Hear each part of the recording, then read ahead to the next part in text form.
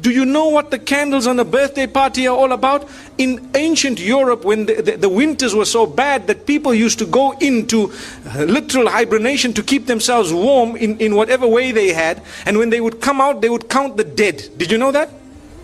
They would count the dead.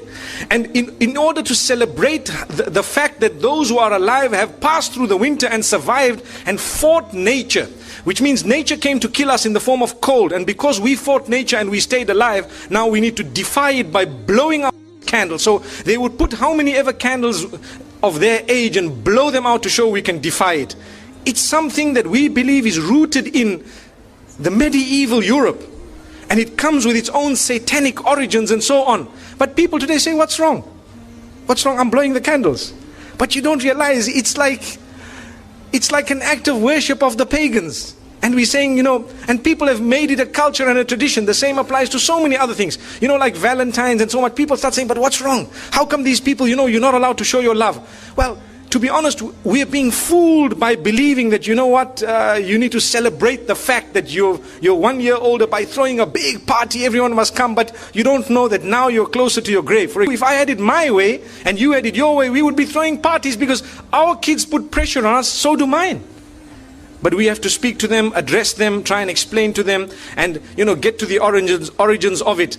The sad reality is people take part wholesale. So they'll tell you, but they did it. But these people did it. That's the peer pressure. Sadly, we're living in an age, al-qabidu ala dinihi kal-qabidi ala jamr. A person who wants to hold fast to the deen is someone similar to he who is holding fast to, a red hot coal, for example. So you find even families which are supposedly religious, they have these big birthday parties and so on, whereas it is Islamically incorrect. Well, that's what we're saying. You cannot come and say, no, you know what, Islam needs to be modified. Well, then tell yourself you're a modified Muslim. Someone says, are you a Muslim? Say, no, I'm a modified Muslim. Was regarding birthday parties. Look, to be honest with you, I need to give an introduction to the answer. Islam is a religion I have chosen, you have chosen. Have you chosen it? We've chosen it. Is it from you or from Allah? Are you happy that it's from Allah?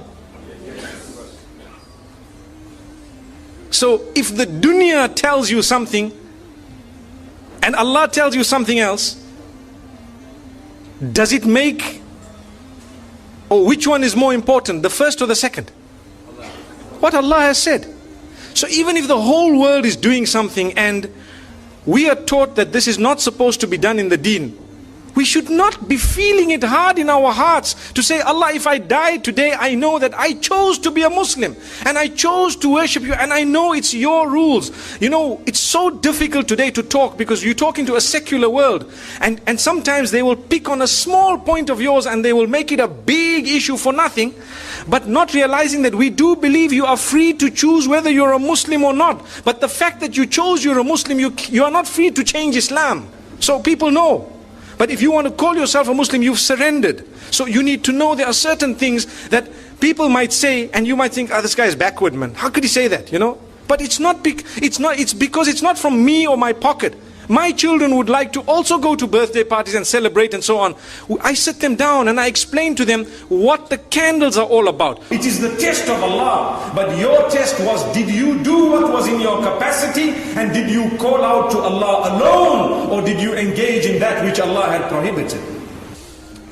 There are more important things we could do, than that.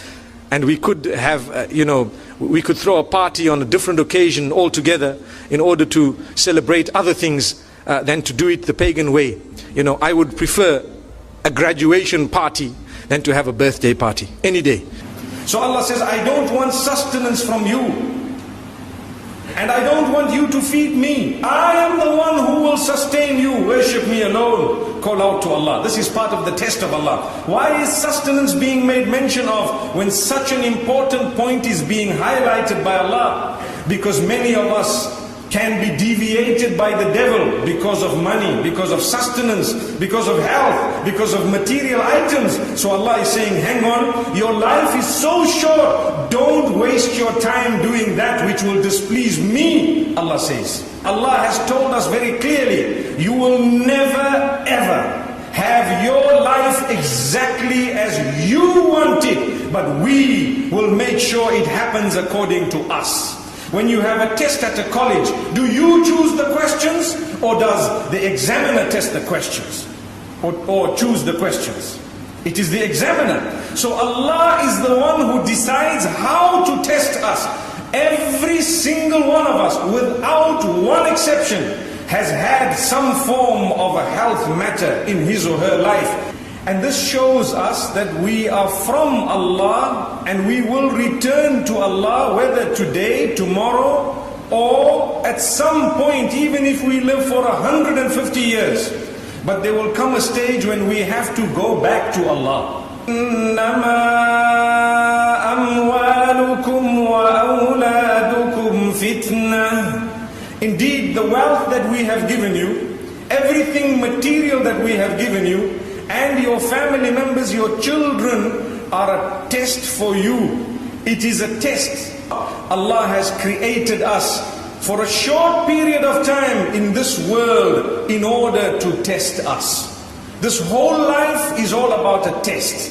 Part of your test is how you shall be treating one another, how you shall be respecting one another, how you will facilitate for one another, and how you will create ease in every single way, and how you will protect each other from harm, and how you will make sure that you protect each other from that which is detrimental, that which will be a means of sadness for the other. That is part of your test and mine.